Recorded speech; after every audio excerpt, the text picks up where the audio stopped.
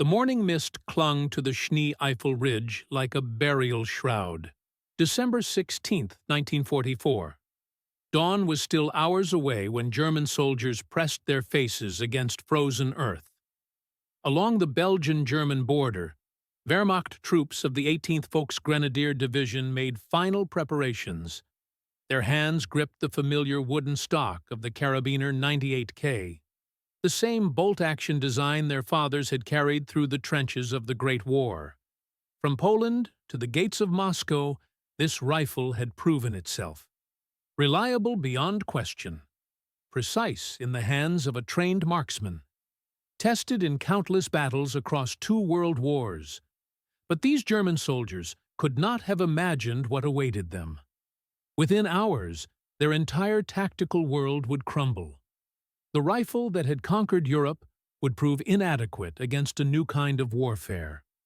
Meanwhile, across no man's land, American positions of the 106th Infantry Division stirred in the pre-dawn darkness. Each soldier carried a weapon that would rewrite the mathematics of infantry combat. The M1 Garand represented a revolution in firepower that German command had fatally underestimated. The numbers told a stark story. German soldiers with their bolt-action rifles managed perhaps 15 aimed shots per minute. Their American opponents could deliver 20 to 24 aimed rounds in that same span. This disparity would prove lethal in engagement after engagement. German military doctrine had been built around a different philosophy entirely. Precision over volume. Quality over quantity. One well-aimed shot outweighed 20 scattered rounds. This thinking permeated every aspect of Wehrmacht training and tactics. Training manuals emphasized marksmanship at extreme ranges. German riflemen practiced engaging targets at 400 to 800 meters. Their doctrine assumed engagements would occur at these distances. Reality on the battlefield told a different story entirely. Post-war analysis revealed a crucial flaw in German thinking. Most actual combat occurred under 300 meters, often much closer. The Wehrmacht had prepared for a war that no longer existed. Their emphasis on long-range precision proved mismatched against American tactics optimized for practical combat ranges. The Mauser action represented the pinnacle of bolt-action engineering, refined continuously since 1898. German armorers had perfected every mechanical detail.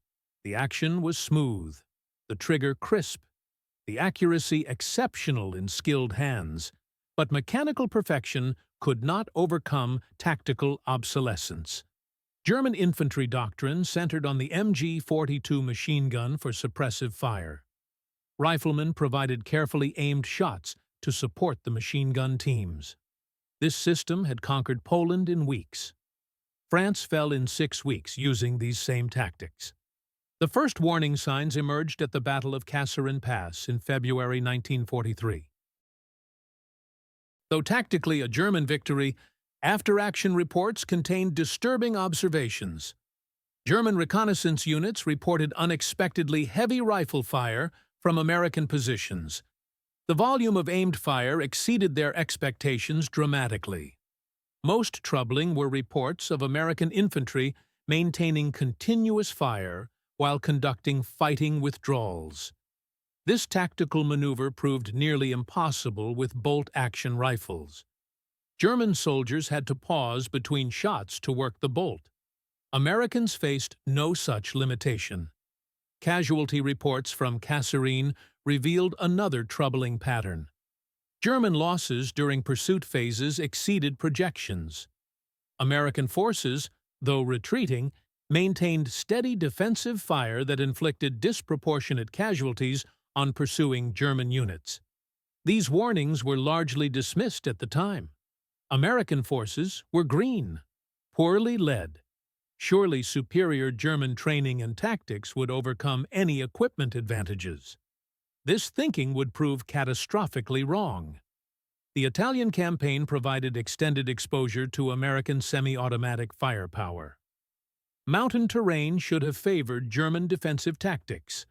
Longer sight lines, clear fields of fire, excellent positions for bolt-action rifles engaging at extended ranges.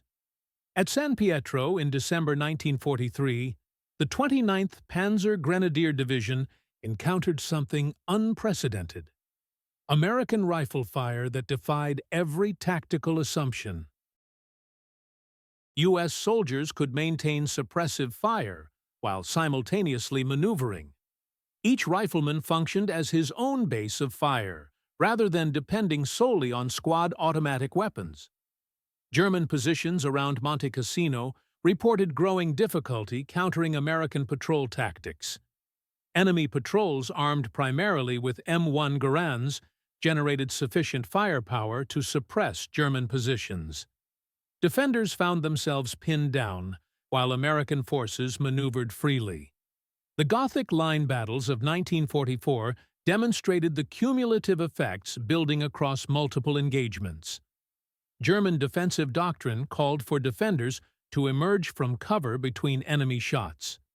Against semi-automatic weapons, this tactical pause no longer existed. Wehrmacht units reported to higher command that American infantry possessed fire superiority at all engagement ranges under 500 meters. This admission represented a fundamental shift in tactical thinking. German forces were acknowledging inferiority in basic infantry combat. The Normandy invasion brought these issues into sharp focus. The 352nd Infantry Division defending Omaha Beach consisted of experienced troops in prepared positions. They possessed pre-registered fields of fire, clear zones of observation, every advantage defensive doctrine could provide. Despite these benefits, they found themselves overwhelmed.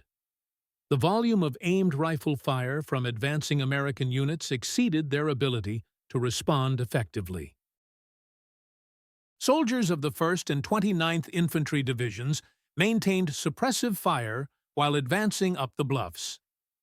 German strongpoints designed to withstand artillery bombardment gradually succumbed to thousands of .30-06 rounds.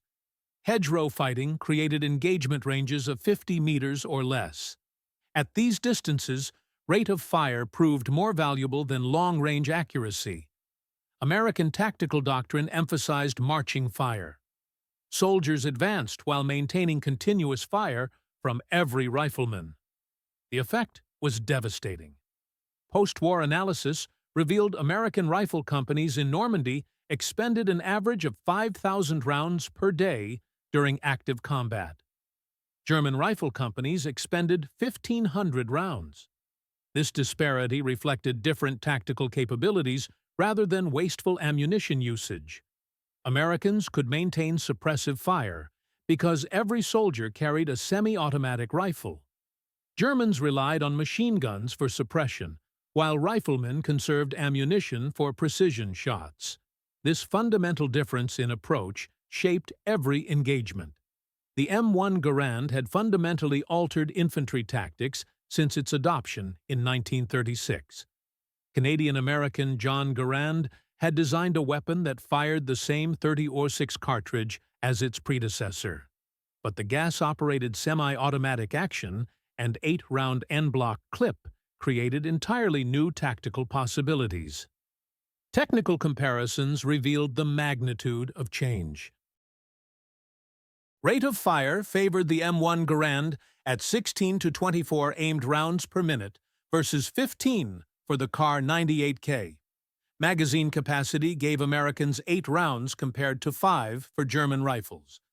Effective range remained comparable at 440 yards for average soldiers. German technical intelligence examined captured M1 Garands extensively. A 1943 report from Kummersdorf, proving ground, acknowledged the rifle's mechanical reliability despite its complexity. However, German analysts focused on individual weapon characteristics. They failed to grasp the tactical transformation occurring at squad level. American squad tactics distributed firepower across all members. Each U.S. rifle squad could generate 160 to 200 rounds per minute of aimed fire. German squads managed 40 to 70 rounds per minute from rifles alone. While German squads relied on the MG-42 for suppression, American squads achieved similar effects through combined rifle fire. The Battle of the Bulge in December 1944 demonstrated complete American firepower superiority. The Wehrmacht launched its last major offensive with veteran troops and complete surprise. Yet their tactical doctrine proved ineffective against American semi-automatic weapons. Kampfgruppe Piper encountered elements of the 99th Infantry Division near Lanzerath on December 16th. Despite being outnumbered, American infantry platoons delayed the German advance through sustained rifle fire. German infantry could not effectively support their armor under this continuous fire. Near Bastogne, the surrounded 101st Airborne Division held their perimeter partly due to M1 Garand firepower advantages. German attacks following traditional doctrine were repeatedly broken up by the volume of American rifle fire. Small unit actions throughout the Ardennes revealed consistent patterns. German infantry trained in fire and movement tactics assumed pauses between enemy shots. No such pauses existed when facing semi-automatic weapons. American soldiers fired while moving, reloaded quickly with en-bloc clips, maintained continuous suppression throughout maneuvers. The industrial story proved as decisive as battlefield performance. Springfield Armory and Winchester produced over 4 million M1 Garands during the war. Peak production at Springfield reached 39-36 rifles per day in January 1944. Germany managed only 46 Hit 2000 semi-automatic rifles throughout the entire conflict. This production ratio of 8.7 to 1 meant fewer than 5% of German infantry carried semi-automatic rifles. 100% of American infantry received M1 Garands. The mathematical impossibility of German victory became clear in these numbers. American mass production employed revolutionary techniques: assembly line methods, standardized parts, interchangeable components. Workers who had never built firearms performed repetitive operations that collectively produced thousands of rifles daily. Springfield Armory transformed from traditional government arsenal to modern production facility using automotive manufacturing principles. The Wehrmacht attempted adaptation through several measures. The Gewehr 43 entered production in 1943 but never achieved sufficient numbers to equip more than specialist units. The revolutionary STG-44 assault rifle pointed toward future infantry weapons. With only 425,000 produced, it could not change battlefield arithmetic. German tactical manuals were revised in 1944 to acknowledge American firepower superiority. New defensive tactics emphasized deeper entrenchments, increased mortar and artillery support, avoiding direct firefights with American infantry when possible. These adaptations represented tactical retreats rather than solutions. German units on the Western Front increasingly avoided offensive operations requiring infantry assault. They recognized their disadvantage in direct fire engagements. This defensive mindset, forced by material inferiority, contributed to Wehrmacht inability to regain initiative after the Normandy breakout. Combined arms tactics suffered beyond simple infantry engagements. German doctrine required close infantry-armor cooperation. Infantry advanced alongside tanks to protect against anti-tank teams. American rifle fire made this coordination extremely difficult. During Operation Cobra, German panzer units reported that accompanying infantry could not maintain contact with advancing armor. Sustained American small arms fire prevented this essential cooperation. Tanks advancing without infantry support proved vulnerable to bazooka teams and artillery observers. The M1 Garand enhanced American defensive capabilities dramatically. During the German Mortain counteroffensive in August 1944, the 30th Infantry Division held critical positions partly due to sustained defensive fire capability. Each foxhole could produce continuous aimed fire, making German infantry assault prohibitively costly. American forces had refined semi-automatic rifle tactics in the Pacific theater before applying them in Europe. Against Japanese forces armed with bolt-action Arisaka rifles, Marines and Army units developed techniques maximizing their firepower advantage. Vertical envelopment concepts proved equally effective against German forces. The tactical flexibility provided by distributed firepower allowed American units to maintain pressure while maneuvering. German units with bolt-action rifles could not match this capability. The gap in tactical flexibility grew wider with each engagement. Revolutionary ammunition supply requirements accompanied the M1 Garand's higher rate of fire. American divisions in Europe required approximately 10 times the small arms ammunition of equivalent German units. The Army met this demand through unprecedented logistics efforts. Lake City Army Ammunition Plant alone produced over 3 million rounds of .30 Aero-6 ammunition daily by 1944. The Red Ball Express prioritized ammunition delivery to frontline units. American soldiers typically carried 80 to 100 rounds compared to German soldiers' 60 rounds. Constant resupply remained available. This ammunition abundance enabled distinctive American tactical doctrine. Forces employed reconnaissance by fire, shooting at suspected enemy positions to provoke response. German forces trained to conserve ammunition found this seemingly wasteful tactic incomprehensible and difficult to counter. Training programs developed specifically around M1 Garand capabilities. Fort Benning created courses emphasizing rapid target engagement over precision marksmanship. Soldiers learned instinctive shooting, quickly acquiring and engaging targets without perfect sight alignment. The Train Fire program introduced in 1943 used pop-up targets at varying ranges, simulating combat conditions.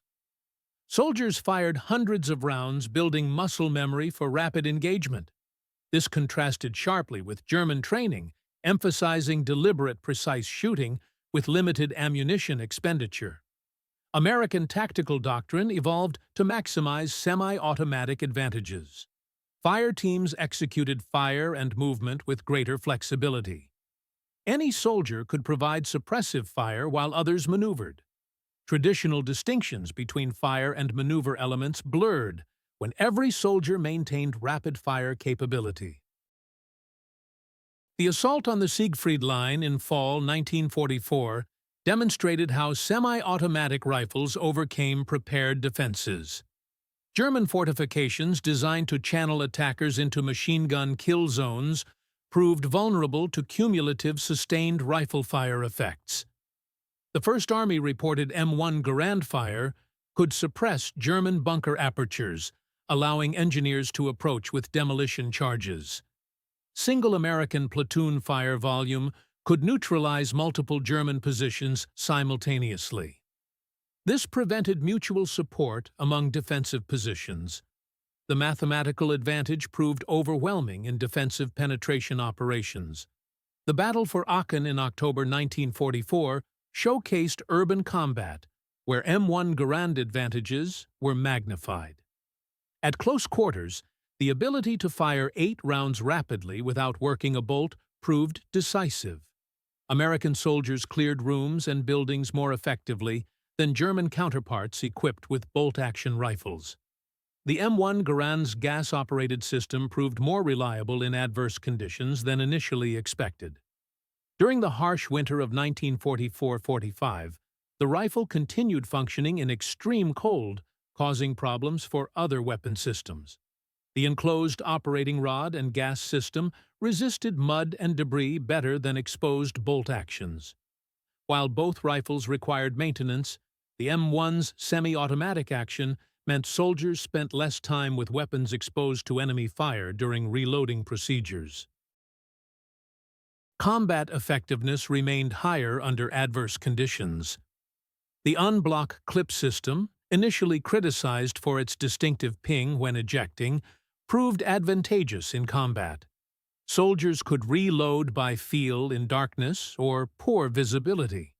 Simply pressing the clip into the receiver completed reloading. German soldiers individually loaded rounds into internal magazines, a slower process requiring greater dexterity under stress.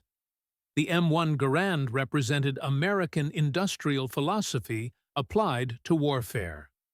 Mass production of sufficient quality rather than handcrafted precision. Each rifle cost approximately $85 in 1944.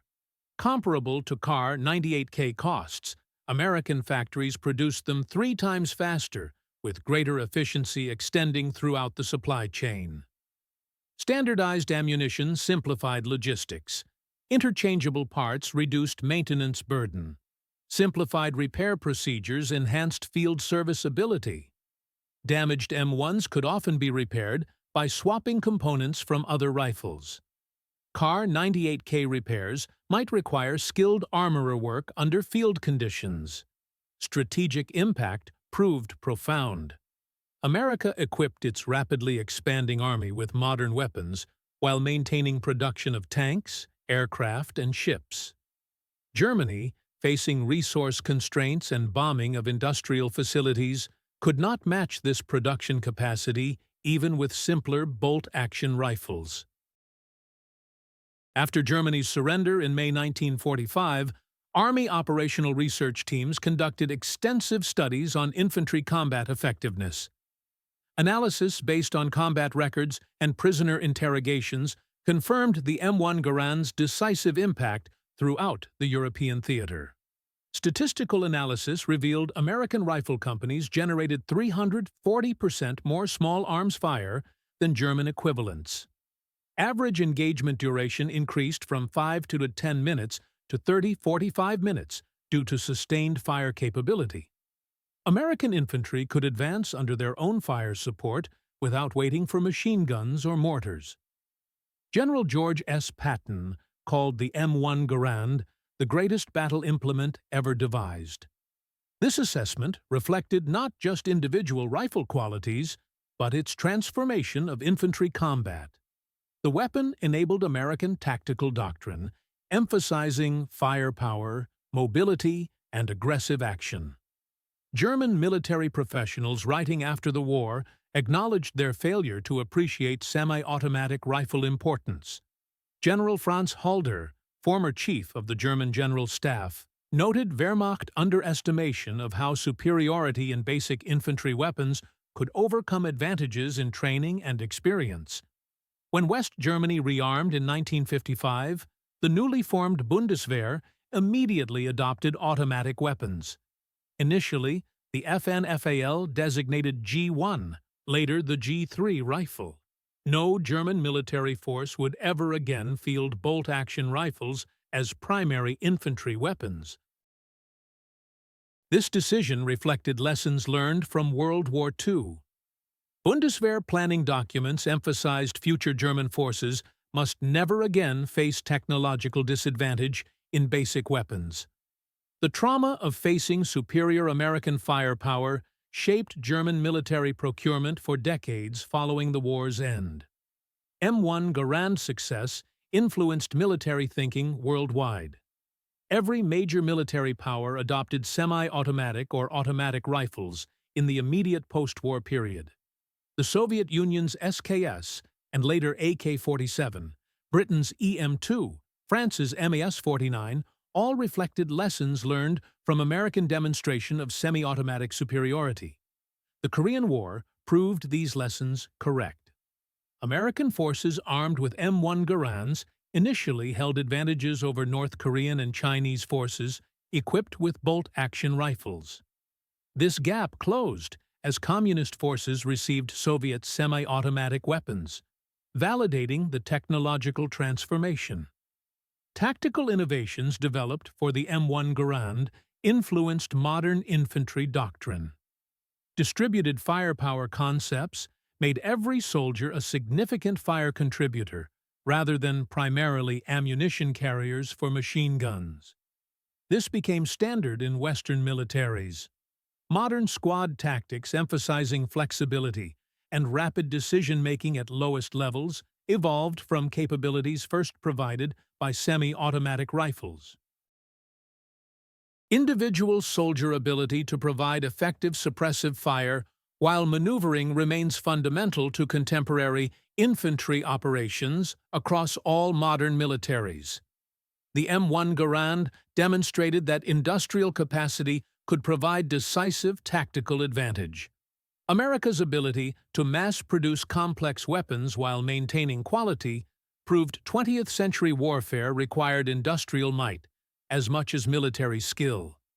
This lesson extended beyond small arms into all aspects of military production. The same production philosophy creating millions of M1 Garands also produced tens of thousands of tanks, aircraft, and ships. Integration of mass production techniques with military requirements revolutionized warfare logistics and strategic planning for the remainder of the century. Impact went beyond pure firepower statistics. The rifle provided American soldiers, many civilian conscripts with minimal military experience, tangible advantage over professional German soldiers. This technological edge boosted morale and confidence, contributing to aggressive American tactical execution. Conversely, German forces experienced progressive demoralization when facing superior enemy weapons. Post-war studies indicated knowledge of American firepower superiority affected German recruitment, training, and combat effectiveness in the war's final years. M1 Garand superiority over the Carabiner 98K represented more than simple technological advantage. It marked the definitive end of an era in infantry combat. The age of bolt-action rifles, dominating battlefields since the 1890s, ended in Normandy hedgerows, Ardennes forests, and Reich-rubbled cities. German forces entered World War II confident in tactical doctrine, training superiority, and combat experience. They discovered American mass production and semi-automatic technology had rendered their entire approach to infantry combat obsolete. Wehrmacht bolt-action rifles, regardless of carrier skill, simply could not compete with volume of aimed fire from American semi-automatic weapons. The transformation was complete and irreversible. No major military would ever again field bolt-action rifles as primary infantry weapons. Lessons learned from 1943 to 1945 shaped military thinking for the remainder of the 20th century and beyond. Firepower, production capacity, and technological innovation could overcome traditional military virtues. The M1 Garand did more than help win World War II. It revolutionized the fundamental nature of infantry combat forever. Every time a German soldier paused to work his rifle's bolt while American bullets cracked overhead, the future of warfare was being written in real time. That future belonged to nations harnessing industrial might to provide soldiers with decisive technological advantages. The Wehrmacht expected to fight a war where training, doctrine, and experience would prove decisive. Instead, they faced an enemy whose industrial democracy had provided every soldier with semi-automatic rifles and unlimited ammunition. In that mismatch lay not just tactical defeat, but the end of an entire conception of warfare. The M1 Garand had made bolt-action rifles and military doctrine built around them completely obsolete. The German army never expected it. They never adapted to it. They never recovered from it. The 8-round Einblock clip had defeated the 5-round stripper clip, and with it, an entire philosophy of war. The age of industrial warfare had definitively arrived, delivered one semi-automatic shot at a time across European battlefields. This historical analysis draws from documented military records, post-war studies, and technical evaluations conducted by the Army and military historians. While presenting interpretation of tactical impacts, all battle dates, unit designations, Production figures and technical specifications derive from verified historical sources representing historical interpretation based on available evidence.